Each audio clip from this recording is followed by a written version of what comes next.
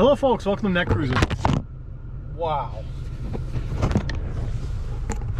Wow, great start to the video. This is what happens when you try and use a suction cup window mount in the cold.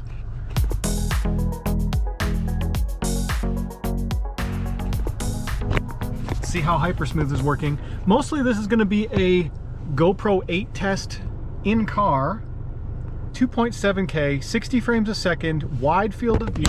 It keeps falling off the window, so we'll see how well that works. But anyway, we're just going to go for a little drive here. I have it set up with Hypersmooth 2.0 set up. I've also set it so that the audio processing is off. Is that when it detects a lot of vehicle, road noise, wind noise, it switches it over to mono mode. And I'm curious to see what this is going to sound like. So I'm in my 2018 Golf R. I've just got it in my normal everyday driving modes. The sun has just set in the last probably 10 minutes. The sun is setting. And I've got this set for ISO minimum 100, ISO maximum 800. So default ISO maximum is around 1600. So I'm kind of curious to see how bright or how dark is this going to get as we are now driving into the sunset. I'm on my way to the hobby shop right now to just pick up a couple of parts that I need. This is also an audio test. I have the raw processing turned off, but the GoPro Hero 8 has a new front-facing microphone, which the GoPro Hero 7 didn't. Now it's supposed to use multiple microphones on this camera to reduce wind noise and to reduce background noise, so we'll see how well it is at picking up my voice over the sound of the car. Overall, I've got the camera a little bit higher than I would like on the shot because where I had it in my lower preferred position, it kept falling off the window. So we'll see if you fall off. I'm still on the fence if I'm going to keep the Hero 8. There's some annoying things about it, such as it is plugged in right now because I forgot to charge the battery. But in order to charge the camera as it comes out of the box, you can't have a battery door on it. So if I had a hard impact, or if I slam on the brakes hard, or if the camera falls off, there is a likelihood that that battery could eject. They didn't add even a little clip, and now some third-party manufacturers are starting to come up with some products to fix that problem. As much as I love what they did to this camera for software features, all of the presets are awesome, all of the functions are awesome, the video quality has improved, bitrate is improved. The case design changes are just really, really frustrating. I did just put out a video on the GoPro Hero 8 of the touchscreen interface tutorial and best settings. So take a look at that if you're interested, because they have changed the interface on this camera quite a bit, adding all of the presets, as well as there's now 4 hot presets, 2 on each side, all programmable, and it saves state of those buttons for every preset mode that you're in. So this camera is now very powerful. I would be able to set up things like an in-car settings, RC shooting outside settings, RC inside settings. It's all pre-programmable and savable, so you can set up your lens, your quality, your sound processing adjustments per preset, which is excellent. As well as something new on this camera is the ability to do 1080p live streaming.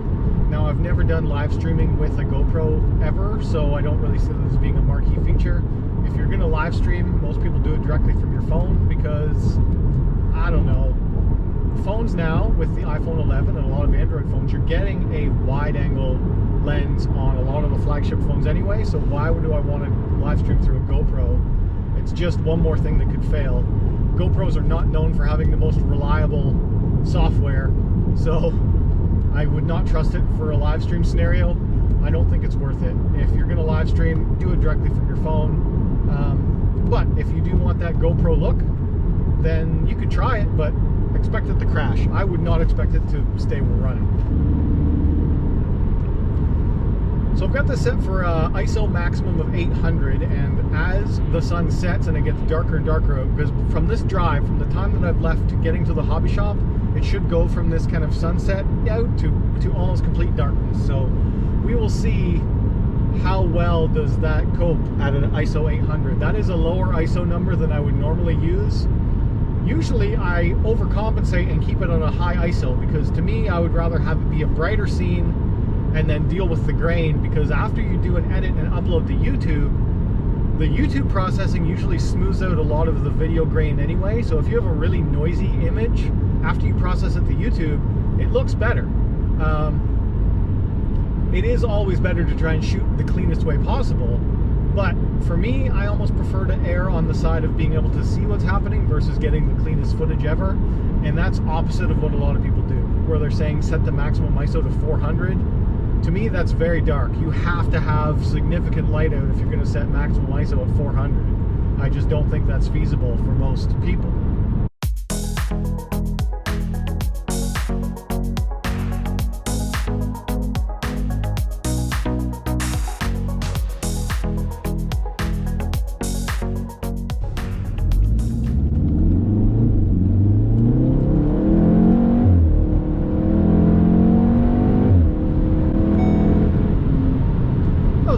Acceleration there off the stoplight. Golf R is great for that. Acceleration 0 to 60s. Love it. That was about half throttle. Anyway, that was a test just to see how dark is it getting out, how's the audio sound.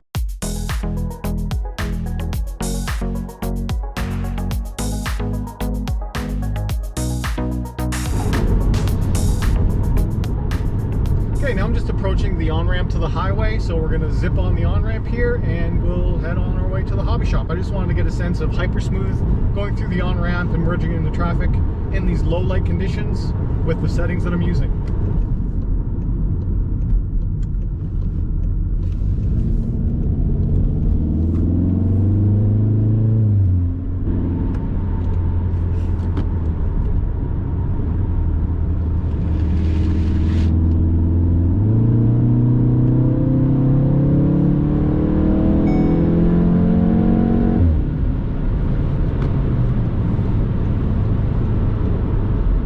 On-ramp pulling, about half throttle again. Also, they've changed the speed limit here where it's now 110 kilometers an hour, which is the highest we have in Ontario. Pretty cool.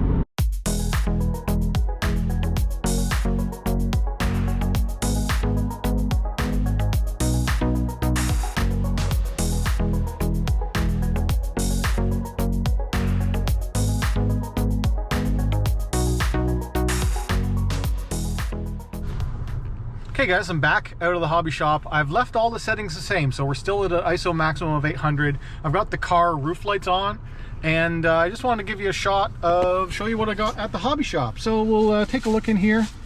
Chemicals. Traction compound is a thing that you definitely do need if racing on-road carpet, so I bought the STX 3.0 Got Grip traction compound, but this stuff is the red dot. So you look for the red dot on the top, and that's a more aggressive traction compound, which I need for racing on gray carpet. So I got that. As well as for racing, you do end up going through wheels and tires quite often. This is a spec tire that we have to run for US GT class. This is the Gravity RC US GT white wheels with Gravity RC foams and tires, and there is no softness level to these. They are just the one kind. There's the part number. You can get them in black or white wheels. The shop only had white wheels today, so I got white ones. And something I have needed for a long time, and our hobby shop has a new manager, and the manager at the hobby shop is a racer, so he started to bring in a lot more racing stuff. So this is something that I've needed for a long time, a setup station. Never had one before, so I picked up the Sky RC setup station. Now I can actually do some proper on-road setups, as my cars are pretty much out of whack from hitting the walls all the time. So that's a good thing. And I also picked up some new software as well. So that setup station, in correlation with the software that I have, should allow me to dial in some setups and then see what that setup will do on track as well once I figure out the software. That software is called RC Crew Chief, by the way, if you want to Google that. It is available as a 30-day free trial, so you can try it out. It requires Windows, and you can trial it out. Very detailed program, works for on-road and off-road RC cars, mostly for racing. This is specifically for racing, about what does it do to the handling when you adjust your shock? What does it do to the handling when you change your preload? What does it do to your handling when you tweak your camber and your toe? All that stuff. So that's pretty cool. All right guys, so that was kind of an all-encompassing kind of video of RC tech and car stuff as we were testing out the GoPro Hero 8 in my car, and we went to the hobby shop and got some RC stuff. So we're going to end it here. If you enjoyed this video, hit that like button. If you're new around here, subscribe. If you want to talk to me, leave a comment down below. And as always, thanks for watching.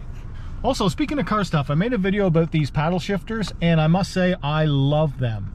Even in the cold, they do not get cold, because the heat actually, the metal of them actually warms up really fast, faster than you would expect, as well as, since they've got all the cutouts, there's less surface material to touch.